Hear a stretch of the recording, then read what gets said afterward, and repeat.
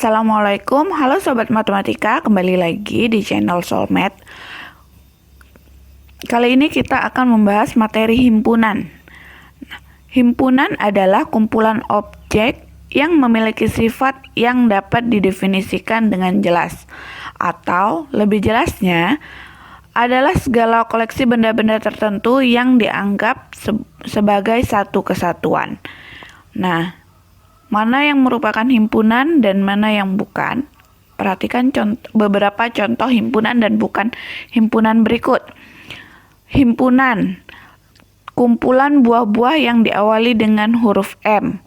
Kumpulan nama kota di Indonesia yang diawali dengan huruf S. Kumpulan binatang yang berkaki dua. Kumpulan negara di Asia Tenggara. Kumpulan siswa yang lahir pada bulan Agustus. Kemudian yang bukan himpunan, kan kota-kota besar di Indonesia, kumpulan orang kaya di Indonesia, kumpulan siswa yang pandai di sekolahmu, kumpulan gunung yang tinggi di Indonesia, kumpulan pelajaran yang disenangi siswa. Nah, di sini bisa terlihat bedanya. Untuk yang himpunan, itu kita bisa dengan mudah menyebutkan anggota-anggotanya. Sementara untuk yang bukan himpunan, itu tidak ada batasan jelas untuk anggotanya. Biasanya, yang berupa sifat. Seperti ini tadi kota besar. Nah, besar itu kan sifat. Kemudian kumpulan orang kaya. Nah, kita tidak bisa menyebutkan dengan jelas orang kaya di Indonesia itu siapa aja. Gitu. Atau kumpulan pelajaran yang disenangi siswa. Nah, ini juga bukan himpunan karena setiap siswa memiliki kesenangan pelajaran yang berbeda-beda. Jadi tidak bisa disebut dengan himpunan. Sementara kalau himpunan itu jelas. Kumpulan buah-buah yang diawali dengan huruf M. Apa? Ada manggis, mangga, dan lain sebagainya. Oke, lanjut. Notasi himpunan. Nah, nama himpunan ditulis menggunakan huruf besar, misalnya S, A, atau B. Nah, sementara anggota himpunan ditulis menggunakan huruf kecil. Tuh, jadi untuk himpunannya itu menggunakan huruf besar dari A sampai Z. Kemudian sementara untuk menyebutkan anggota-anggotanya itu menggunakan huruf kecil. Oke, penyajian himpunan. Nah, penyajian himpunan ini ada 3. Yang pertama dinyatakan dengan menyebutkan anggotanya atau enumerasi. Yang kedua dinyatakan dengan menulis sifat yang dimiliki anggotanya. Yang ketiga dinyatakan dengan notasi pembentuk himpunan.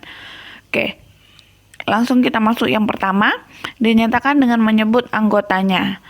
Nah, penyajian suatu himpunan dengan mendaftar anggota-anggotanya adalah menyajikan himpunan dengan menjabarkan anggota dari himpunan tersebut. Jadi, untuk enumerasi, kita tinggal menyebutkan saja setiap anggotanya. Di sini contoh A sama dengan 1, 2, 3, 4, 5. Nah, satu lagi, untuk himpunan itu dibatasi dengan menggunakan kurung kurawal. Jadi anggota-anggotanya disebutkan di dalam kurung kurawal. Kemudian B, nah anggotanya 1, 3, 5, 7, 9. Dan himpunan C 2, 4, 6, 8, 10. Yang kedua, dinyatakan dengan menulis sifat yang dimiliki anggotanya. Nah, penyajian suatu himpunan dengan menuliskan sifat yang dimiliki anggotanya adalah menyajikan himpunan dengan menyebutkan sifat yang dimiliki anggotanya. Di sini misalnya A adalah himpunan bilangan asli kurang dari 10. B adalah himpunan bilangan prima kurang dari 20. C adalah himpunan bilangan genap.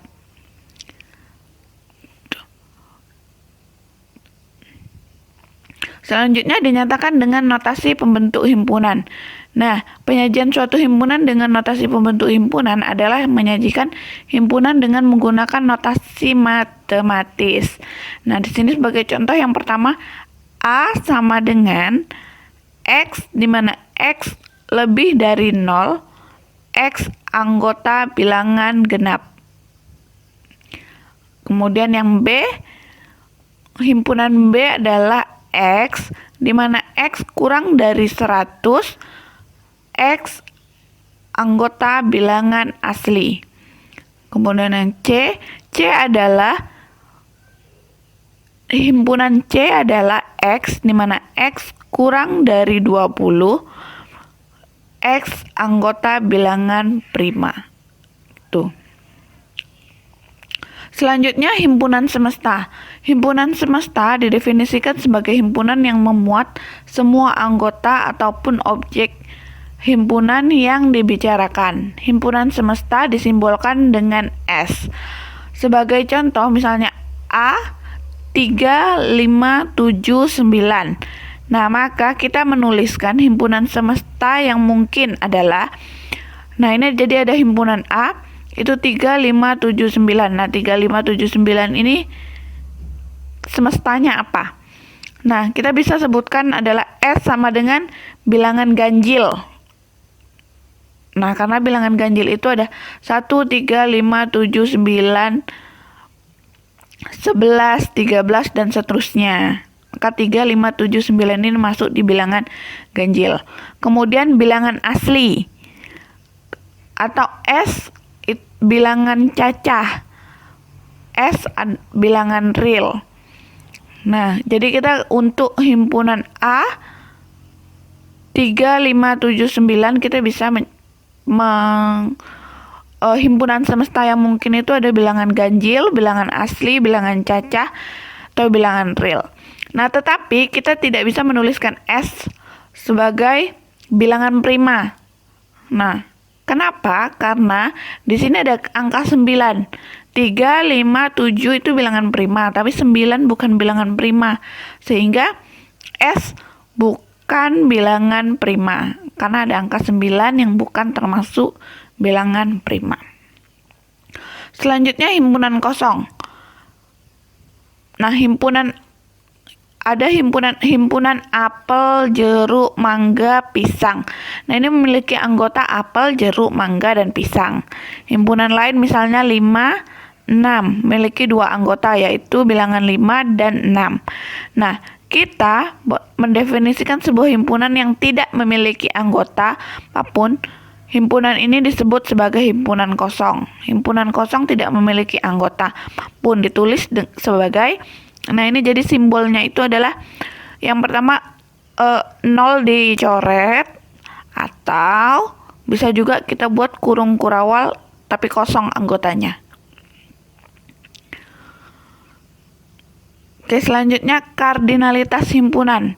Nah, kardinalitas himpunan adalah bilangan yang menyatakan banyaknya anggota dari suatu himpunan dan dinotasikan dengan NA.